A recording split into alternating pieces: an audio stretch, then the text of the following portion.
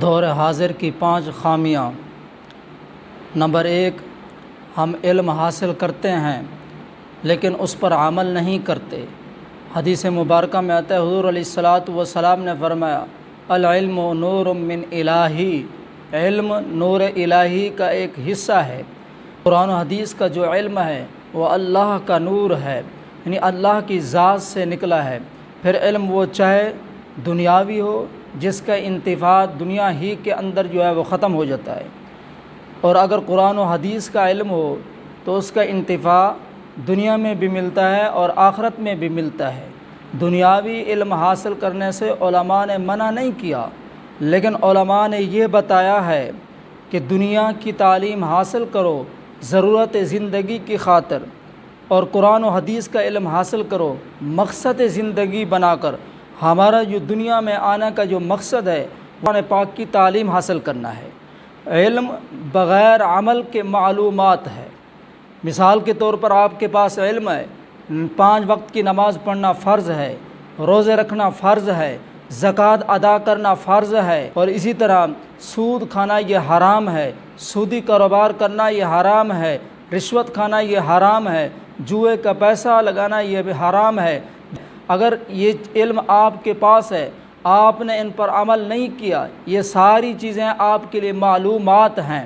اس وجہ سے حضور علیہ الصلاۃ والسلام نے اللہ سے دعا کی تھی، اللہم اسألک علما نافعا، اے اللہ مجھے علم نافع عطا فرما، وہ علم جس سے مجھے بھی فائدہ ہو اور میرے علم سے دوسرے لوگوں کو بھی فائدہ پہنچے۔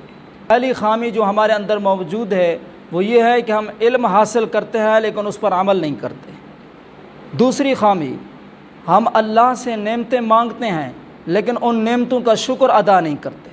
اللہ قرآن میں فرماتے ہیں، لئن شکرتم لازیدنکم، اگر تم میری نعمتوں کا شکر ادا کرو گے میں تمہیں بڑھا چڑھا کر عطا فرماؤں گا، ولئن کفرتم ان عذابی لشدید، اگر تم میرا انکار کرو گے تو پھر سن لو کہ میرا عذاب بھی بڑا سخت ہے۔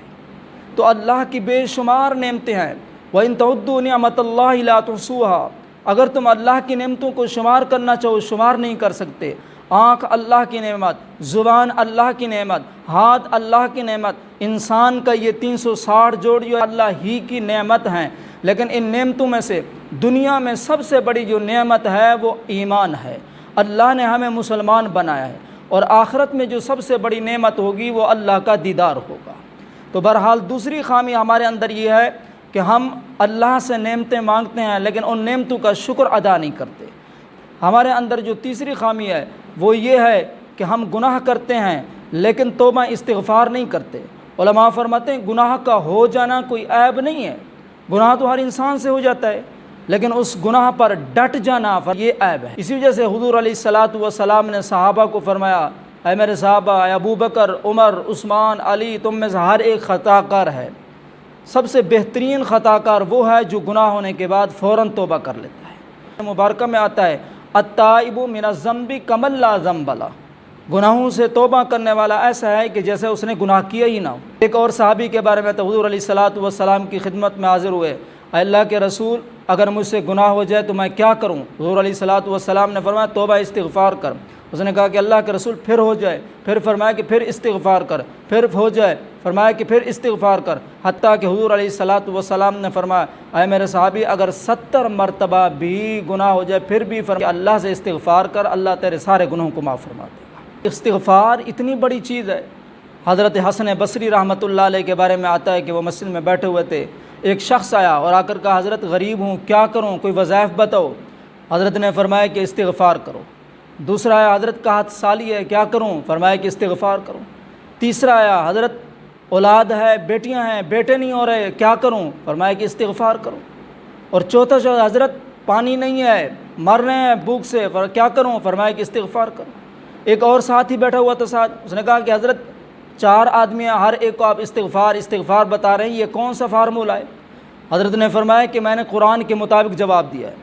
اللہ قرآن میں فرماتے ہیں، فَقُلْتُ اسْتَغْفِرُوا رَبَّكُمْ إِنَّهُ كَانَ غَفَّارًا يُرْسِلِ السَّمَاءَ عَلَيْكُمْ مِدْرَارًا وَيُمْدِدْكُمْ بِأَمْوَالٍ وَبَنِينَ وَيَجْعَلْ لَكُمْ جَنَّاتٍ وَيَجْعَلْ لَكُمْ أَنْهَارًا۔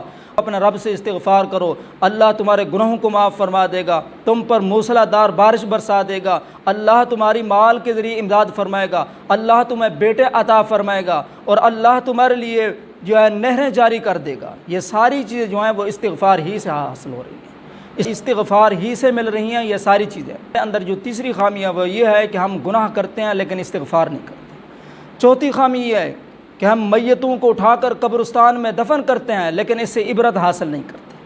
آج جس کو بھی اپنے کندھے پر اٹھا کر لے کر جا رہے ہیں، کل ہمیں بھی ایسے لے جائے گا، کل ہمیں بھی اٹھا کر لوگ لے جائیں گے۔ آج اس کی باری ہے، کل ہماری باری ہے۔ دنیا میں جو بھی آیا ہے وہ مرنے کے لیے آیا ہے۔